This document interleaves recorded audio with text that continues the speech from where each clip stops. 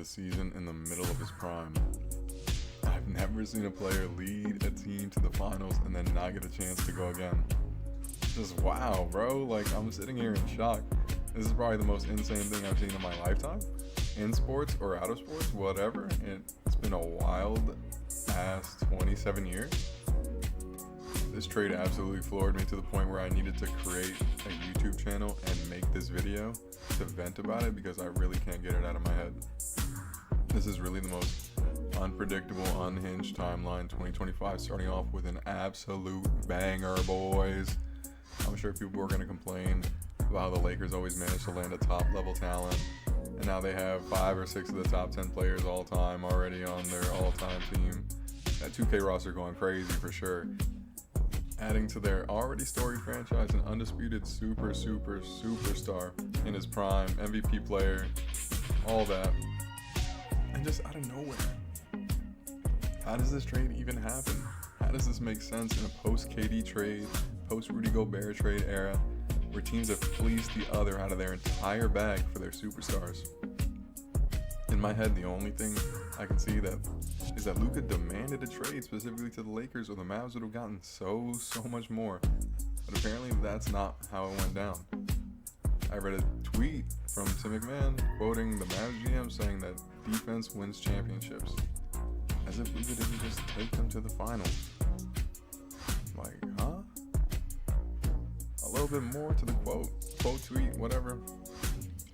I believe that getting an all-defensive center and an all-NBA player with a defensive mindset gives us a better chance. We're built to win now and in the future. And I'm not going to hold you. I lost brain cells reading that a little bit. Because, again, you just had a finals appearance. And to add to that, Luka's only 25 versus AD, who comes with deep injury history. Not just that, but lower body injury history in his 30s. Oh, what is he, 32? Let's say 32. In his 30s. This has to be cope, right? This has to be just to save face. Am I tripping, or were they not a top 5 defense last season? Top 10 defense at least. I'm still going crazy over here. He has to be just trying to save his job, because there's no way in hell the fan base sees this and is okay with that man being in control of their team. Contrary to that, Rob Pelinka might have just saved his ass with this one, boys. One, the Lakers keeping their 2031 first round pick is just unforgivable for the Mavs. Obviously, there are some concerns with the 5 spot. I don't think that trotting out Jackson Hayes is going to be ideal. So maybe they parlay that pick and some other assets to grab a suitable 5-man. In a world where they call in Dwight Howard, right? Crazier things have happened. I mean, this trade happened, right? And the franchise is now in Luka's hands, so what does that mean for LeBron? I mean, obviously, he's 40, so he'll concede the seat to Luka, I would hope. And Luka learning from LeBron, learning how to take care of his body, how to approach the game, all the cliches. He'll mess around and become even better than he already is. At least you would think. And on the other side of that coin, do we deal LeBron and just commit to being a bad team? Because what are they, the 5th seed right now? Luka's not going to be available for some time, so they're about to plummet regardless of if Braun is on the team or not. It's just him, Austin, and his son. Him and his 2 sons, for real. Do the Lakers just open a path for LeBron to join another team and get minimal assets? I guess that also depends on whether LeBron actually knew the trade was happening, because that's his man. Like, I would hope that if he knew, he would tell AD.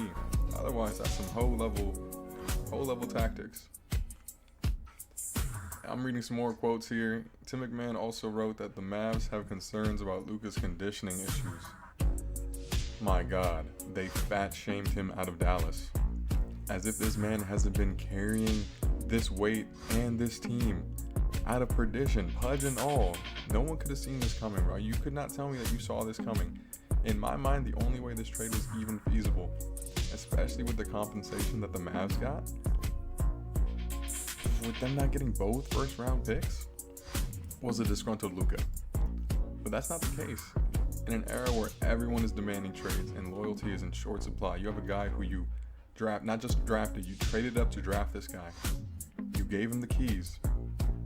And he's shown nothing but results on all levels. Yeah, he comes in a little out of shape after the offseason, but it's been nothing but positive progression. I read a stat earlier that showed the Mavs had the worst playoff winning percentage after their 2011 title win over the Heat, up until they drafted Luka in 2018. It was 23.8%. The next lowest is the Bucks at 30.4 during that time span. Then you mess around, you grab this man boy, and it's constant playoff wins. Constant playoffs every season.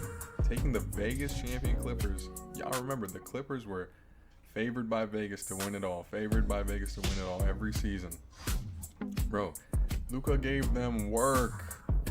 7 games. The Mavs were not supposed to be there. The Mavs were not supposed to make this series competitive, and they didn't. The Mavs did not make it competitive. It was Luka hitting game winners. He was on PG's ass, bro, I promise.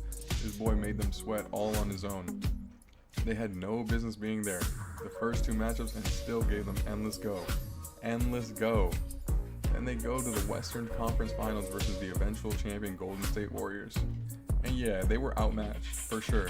It was Curry's time. Our team was not built for it. That team was not ready for it. They were not supposed to be there.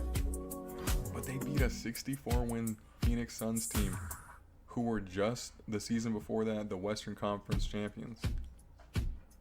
And remember all the memes that it spawned? All the sunning Devin Booker and CP3. Suns CP3 and D-Book, bro. And then this last season, they made it to the NBA Finals after beating up on the media darling and the guy who was crowned the next face of the NBA by a lot of people, Anthony Edwards. He's son to Anthony too. He's son to Ant too. And you just let it go. And this is not to say that AD is a bad player in the slightest. And in my opinion, in the current state, the Mavs are in a far better position than the Lakers. But I can't look at this trade and say it wasn't ugly for them. From a future standpoint, from a business standpoint, like Luka is the money. Luka is the dude.